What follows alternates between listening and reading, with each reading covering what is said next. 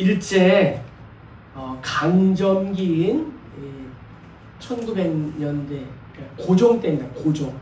고종 때부터 또 이제 6.25 동란까지 한국 교회를 부흥시킨 위대한 부흥사 중에 김익두 목사님이라고 있습니다.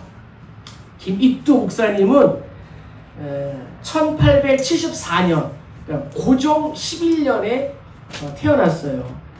황해도에서 태어났습니다.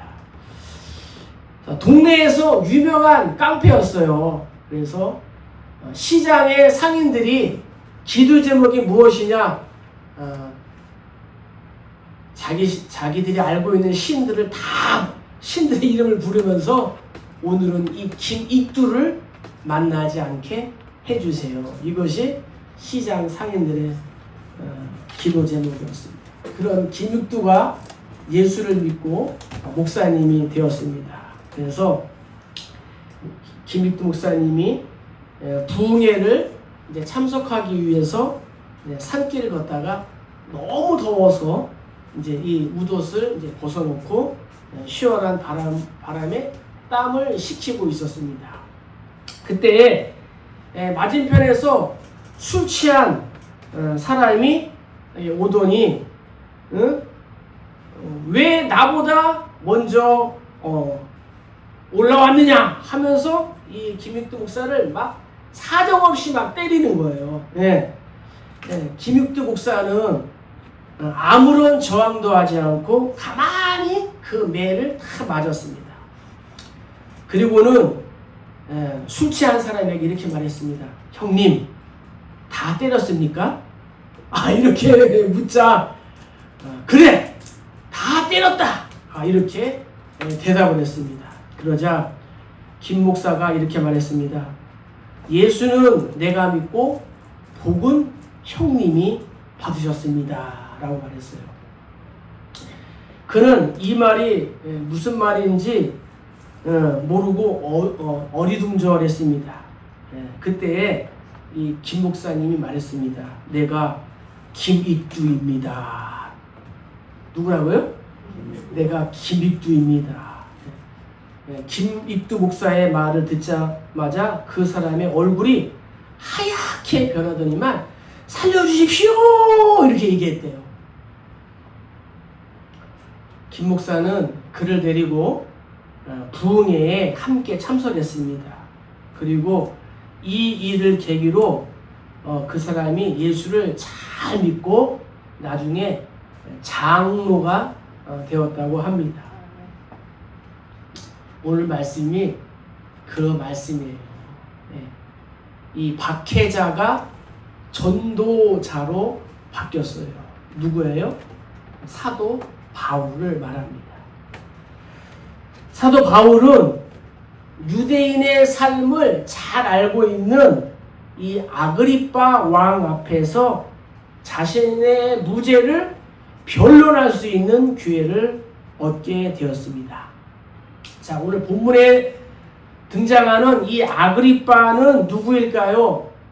사도행전 12장에 보면은 예수님의 12제자인 야고보를 죽이고 베드로를 감옥에 넣어둔 이 헤롯 아그리빠 1세의 아들입니다.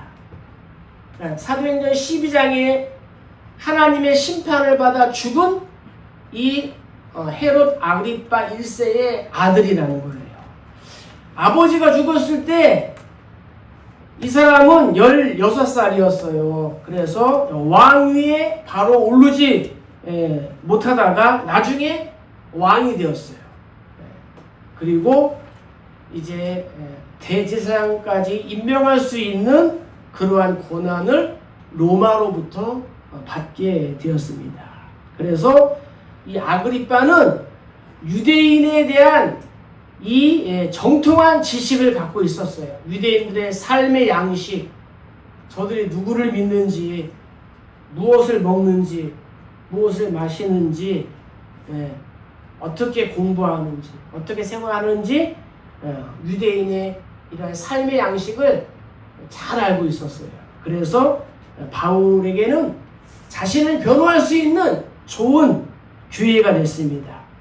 그래서 바울의 경우를 통해서 우리가 배워야 할 것이 무엇인가 오늘 말씀을 나누도록 하겠습니다. 먼저 2절 한번 읽겠습니다. 아그리파 왕이여 유대인이 고발하는 모든 일을 오늘 당신 앞에서 변명하게 된 것을 다행히 여기나이다. 바울의 경우를 통해서 우리가 알아야 할 것은 성도는 우선순위를 복음 전파에 두어야 한다는 거예요. 바울은 자신이 아그리파 앞에서 변론입니다. 변론을 하게 된 것을 다행으로 여긴다. 이렇게 했습니다. 여기 다행이라는 단어는 헬라어로 이 마카리오스인데 뜻은 행운이다. 행운을 잡았다. 복되다. 그러한 의미가 있습니다. 그러니까 바울이 아그리파 앞에서 자신의 무죄함을 변론하게 된 것이 다행입니다. 행운입니다. 복됩니다. 이렇게 말하는 거예요. 그런데 과연 바울의 형편이 정말 행운이었고 복이라 할 만큼 상황이 좋았는가? 아니었습니다. 왜냐? 이 아그리빠는 백성들로부터 이 근친 상간의 혐의를 받고 있습니다. 그러니까는 남매가 결혼하게 된 거예요. 그래서 자세히 살펴보면은 아그리빠가 피고야. 바울이 재판관이 되어야 돼. 이것이 정상이에요. 그런데 정반대의 상황이 있다는 거예요. 죄가 없는 바울이 죄인인 아그리빠 앞에서 자신의 무죄함을 변론하게 된 거예요. 그래서 바울의 입장에서 볼 때 행복은 고사하고 억울함도 지나쳐서 사실 구역질이 날 그러한 상황이라는 거예요. 그런데 이 아그리빠는 바울에게 내가 너에게 변론할 기회를 주었다. 내가 너에게 은혜를 베풀고 있다. 이렇게 교만한 듯 말하고 있는 거예요. 하지만 바울의 모습은 어때요? 위선이나 가식이나 가면을 쓴 것이 아니라 진실함으로 자신의 무죄를 변론합니다. 왜 그래요? 아그리빠에게 무엇보다도 복음을 전할 수 있는 기회가 왔기 때문이에요. 네, 그렇습니다. 이 복음 전파의 기회란 이렇게 소중한 것이에요. 만일 내가 사랑하는 사람이 이 약을 한 번도 제대로 써보지 못하고 죽는다면 나의 마음이 얼마나 아프겠습니까? 사랑하는 사람이 아니더라도 불과 몇 년 전에 정말 이 북한에 홍수가 많이 나서 이 아동들 200~300만 명이 죽었어요. 그리고 아프리카에 있는 이 소말리아 어린이들 역시도 약 한 번 제대로 쓰지 못하고 죽어간다는 소식을 들었을 때에 우리들의 마음이 어떠합니까? 복음의 기쁜 소식을 한 번도 듣지 못한 채 죽어가고 있는 사람이 있다라고 가정해 보세요. 정말 남의 일입니까? 마음이 아프다는 거예요. 그렇습니다. 제대로 된 약 한 번 쓰지 못하고 육체적으로 죽어가는 사람보다 더 불쌍한 사람이 있다면 그것은 복음의 기쁜 소식을 듣지 못하고 영원한 지옥불에 떨어지는 사람이라는 거예요. 자색 옷을 입고 고운 베옷을 입고 날마다 호화롭게 잔치하는 부자면 무엇합니까? 이 아그리빠처럼 와우 장상이면 또 무엇합니까? 복음을 제대로 듣지 못하면 지옥에서 고통을 받게 되는 거예요. 그런데 바울이 그러한 사람에게 복음을 전할 기회를 얻었다는 거예요. 상대방이 철면 피면 어떻고 교만한 것이면 무슨 상관입니까? 또 어마어마한 죄를 지은 죄인이라는 것이 도대체 무슨 걸림돌이 되는 것입니까? 그래서 복음을 전할 기회를 얻었다 하는 것 이 자체가 바울에게는 큰 행운이라는 거예요. 성도의 우리 역시도 복음을 전할 수 있는 이 행복을 우리가 경험하고 이 행복을 우리가 맛보아야 하는 거예요. 그것이 바로 참된 성도라는 거예요. 전도가 딱딱한 의무가 아닌 지상에서 가장 행복한 일이다 라는 것을 우리가 이 바울의 경우를 통해서 알아야 하고, 성도는 행복의 최우선 순위를 무엇보다도 영혼 구원에 두어야 하는 거예요. 그래서 이 무더운 여름 날씨에 방학 때에 복음을 듣지 못한 우리 다음 세대들에게 정말 교회가 이 물질을 쓰고 또 시간을 내고 또 정성을 들여서 저들을 섬기는 거예요. 왜? 우리 대한민국을 위해서, 한국교회를 위해서, 또 열방을 위해서. 자, 당신이 탄 인생 버스는 어떠합니까? 내가 탄 인생 버스는 어떠합니까? 사람들은 어디론가 열심히 달려가고 있습니다. 우리가 타고 있는 인생 버스는 어디를 향하여 가고 있습니까? 죄악과 절망, 그리고 분노와 고통으로 점철된 멸망을 향해 달려가고 있지는 않습니까? 모든 사람은 죄의 결과인 죽음, 심판을 향하여 달려가고 있다는 거예요. 성경 히브리 기자는 말합니다. 한 번 죽는 것은 사람에게 정하신 것이요, 그 외에는 심판이 있다. 그러나 하나님은 이러한 우리를 죄의 심판으로부터 피할 길을 마련해 주셨어요. 지금껏 내가 타고 온 버스가 잘못된 목적지를 향하여 달려가고 있다면 우리가 영생으로 달려가는 버스를 갈아타야 되는 거예요. 왜요? 예수님이 말씀하셨습니다. 내가 곧 길이요 진리요 생명이니 나로 말미암지 않고는 아버지께로 올 자가 없느니라. 그래서 우리가 살아있을 때에 예수를 믿어야 하고 살아있을 때에 복음을 전해야 되는 거예요. 죽으면 아무런 소용이 없다는 거예요. 살아있을 때에 사랑하는 우리의 가족, 자녀, 형제, 조카, 친척, 일가, 지인들에게 어떻게 해요? 복음을 전해야 되는 거예요. 이사야가 이렇게 고백했습니다. 주 여호와의 영이 내게 내리셨으니 이는 여호와께서 내게 기름을 부으사 가난한 자에게 아름다운 소식을 전하게 하려 하심이라. 나를 보내사 마음이 상한 자를 고치며 포로된 자에게 자유를, 다친 자에게 노임을 선포하며. 네. 그러면 무엇이냐? 거칠애로 하냐? 참으로 하냐?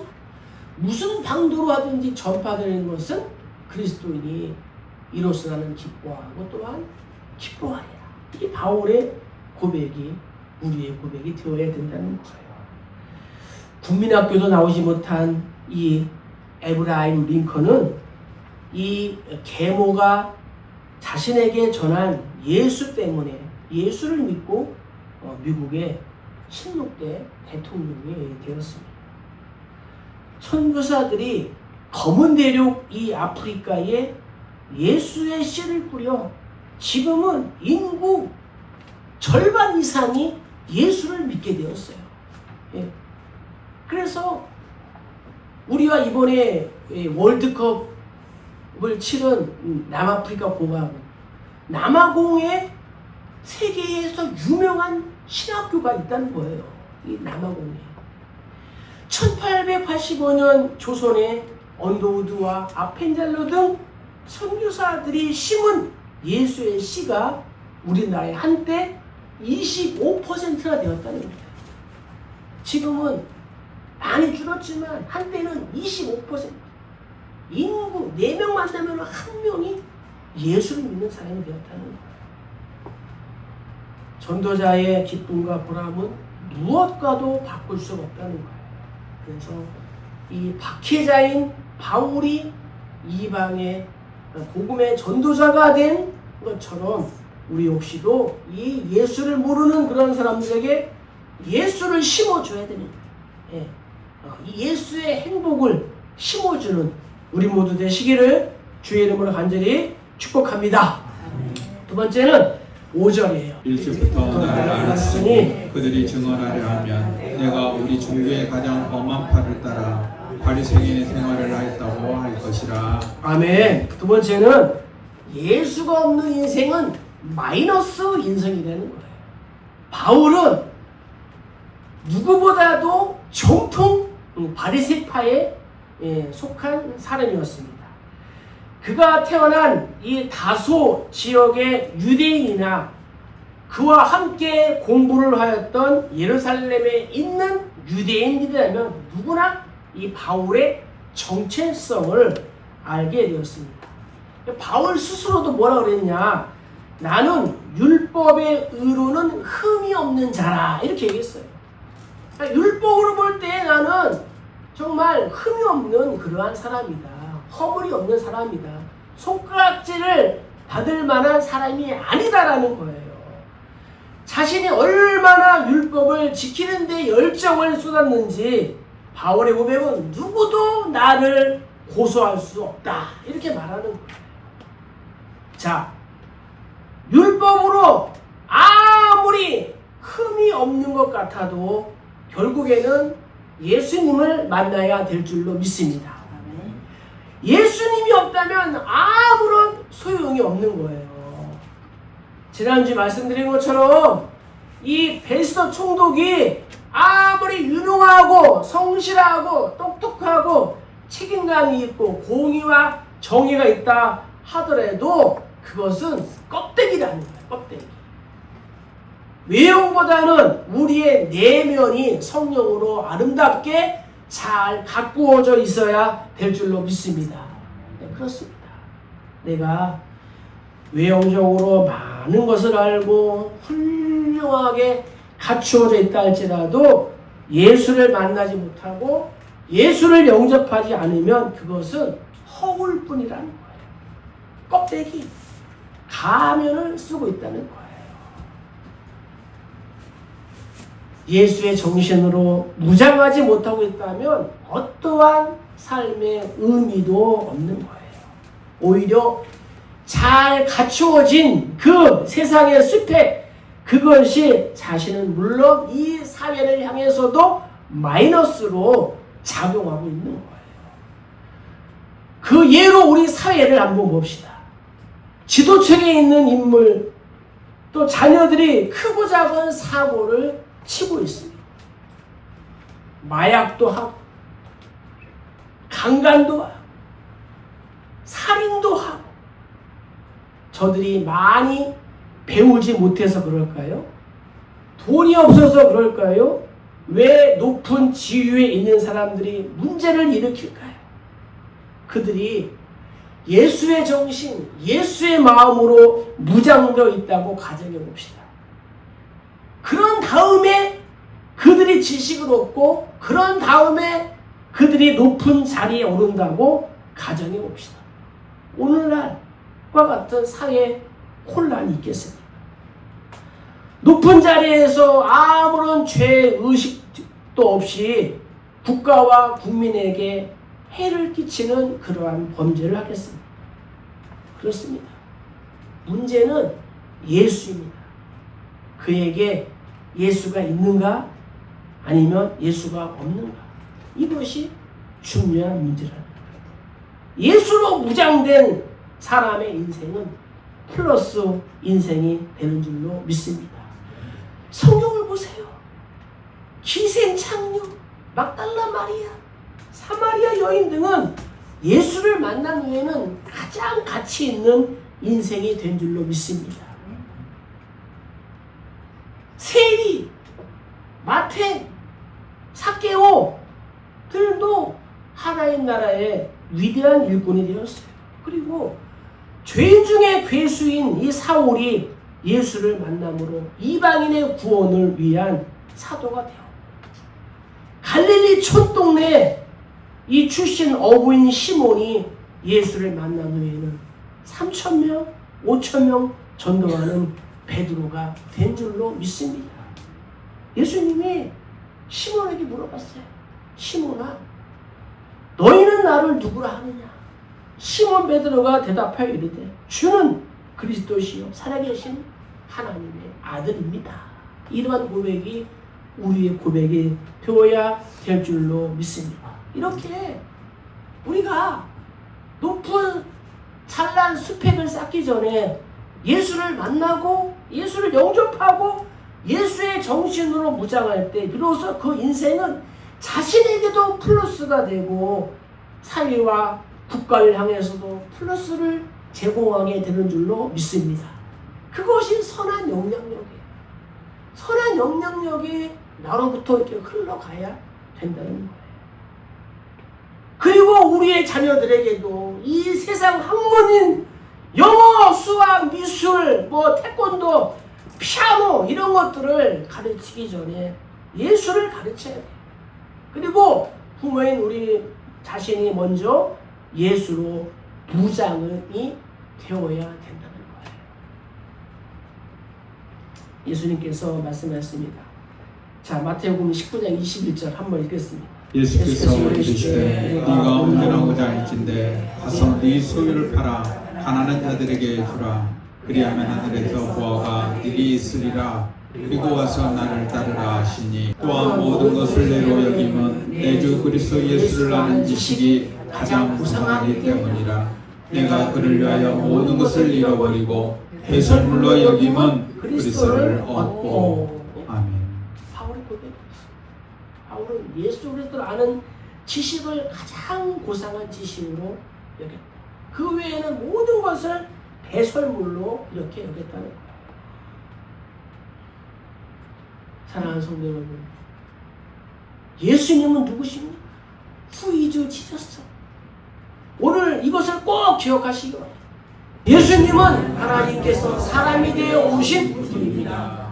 사람이 죄에 빠져서 스스로 구원을 이룰 수 없게 되어서 하나님께서 친히 사람이 되어 오셔서 흠없는 피를 십자가에서 흘리심으로 사람들의 죄를 대속하시는 그러한 구원을 이루시기 위해서 오신 것입니다. 그래서 예수님은 완전한 하나님이시고 또 완전한 사람입니다. 완전한 사람이 아니면 흠없는 사람의 피를 흘려서 사람 대신하여 죽을 수 없기 때문입니다. 그래서 삼위일체 하나님, 그 삼위주의 성자 하나님께서 사람이 되어 오신 분이 바로 예수님이십니다. 아멘. 믿습니까?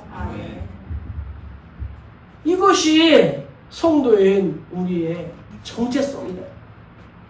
그리고 예수를 전해야 할 사명이 있다는 것. 자, 우리 8절 한번 읽겠습니다. 당신들은 하나님이 죽은 사람을 살리심을 어찌하여 못 믿을 것으로 여기나이까. 예, 부활은 전적으로 하나님의 권능, 하나님의 능력에 속한 사건이라는 거예요. 바울은 유대인들 향하여 반문합니다. 당신들은 하나님이 죽은 사람을 살리심을 어찌하여 못 믿느냐.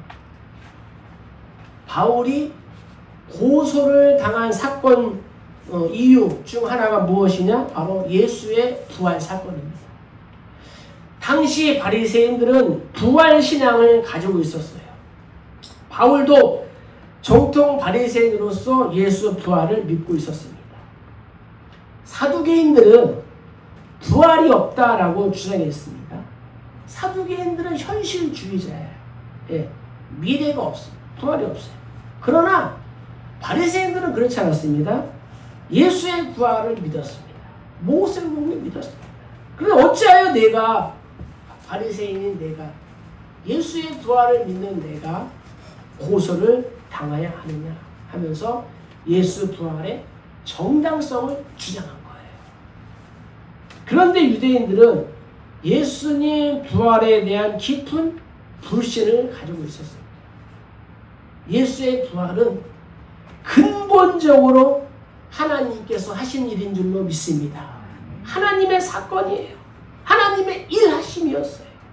하나님은 독생자 메시아이신 이 예수를 무지하고 불의한 유대인들이 십자가에 못 박도록 내어주셨습니다. 그리고 죽은 예수를 하나님이 살리셨어요.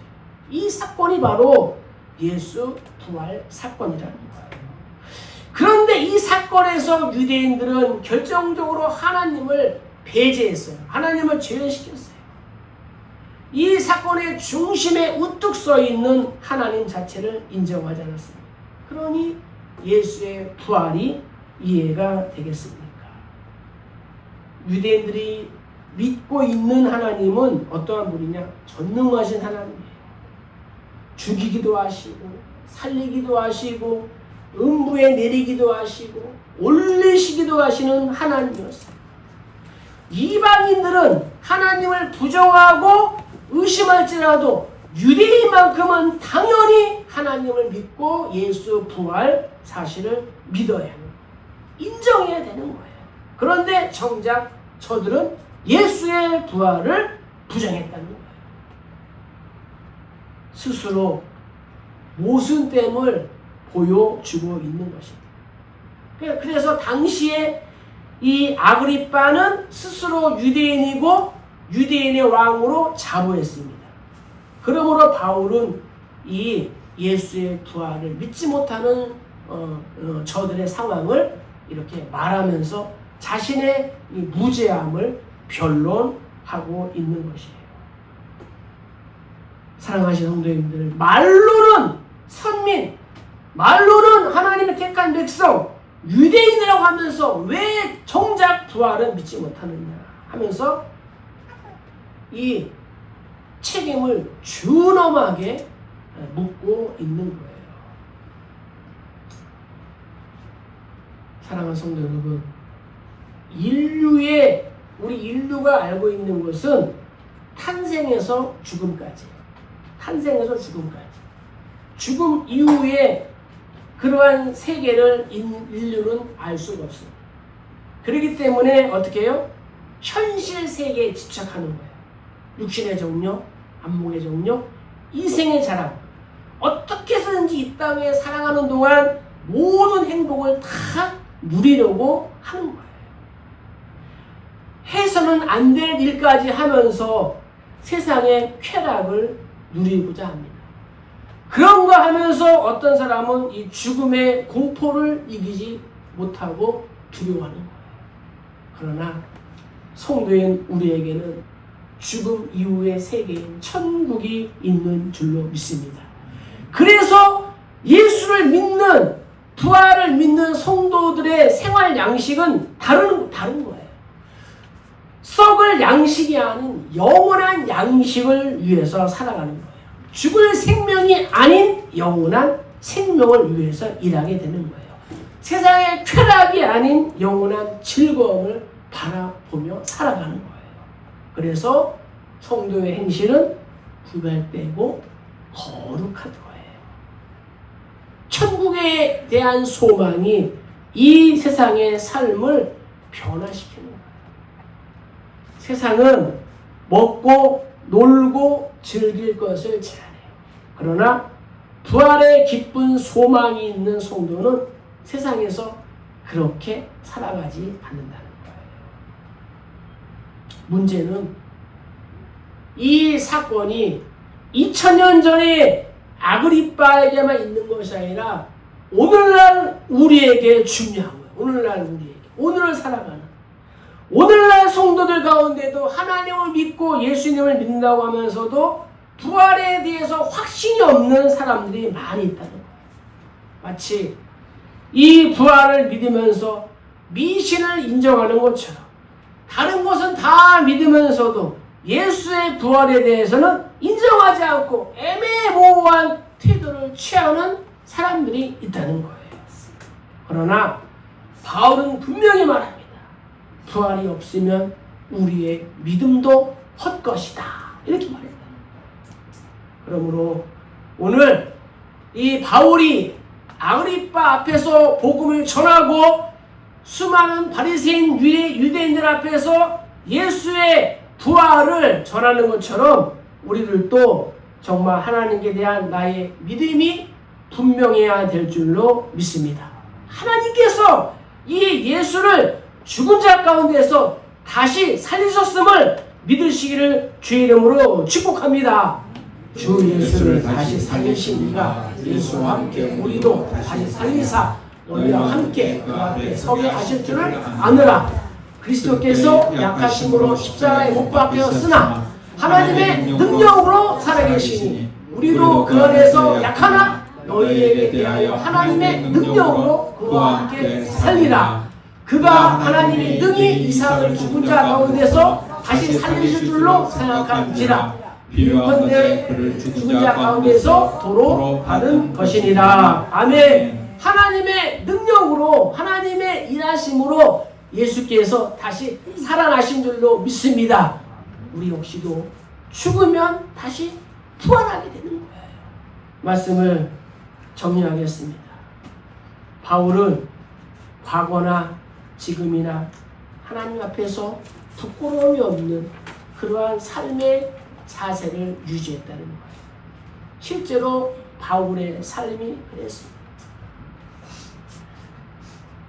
그렇기에 바울이 정통 바리새인으로서 예수의 부활을 믿는 것도 잘못된 일이 아니었고 박해자에서 전도자로의 변화된 상황도 하나님의 역사로 이루어졌기 때문에 지극히 정상적이었습니다.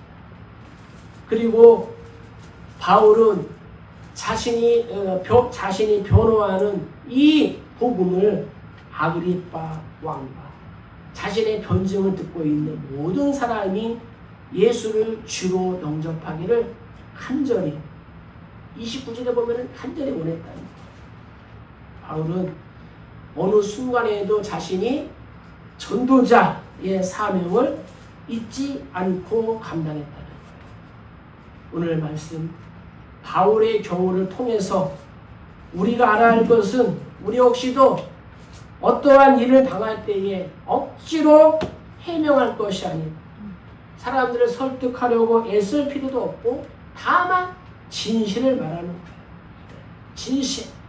진실을 담은 우리의 공손한 이 언행이 성령께서 나를 최종적인 승리자로 만들어 줄 줄로 믿습니다. 이 한 주도 정말 이 부활의 소망을 가지고 승리하는 우리 모두 다 되시기를 주의 이름으로 간절히 축복합니다.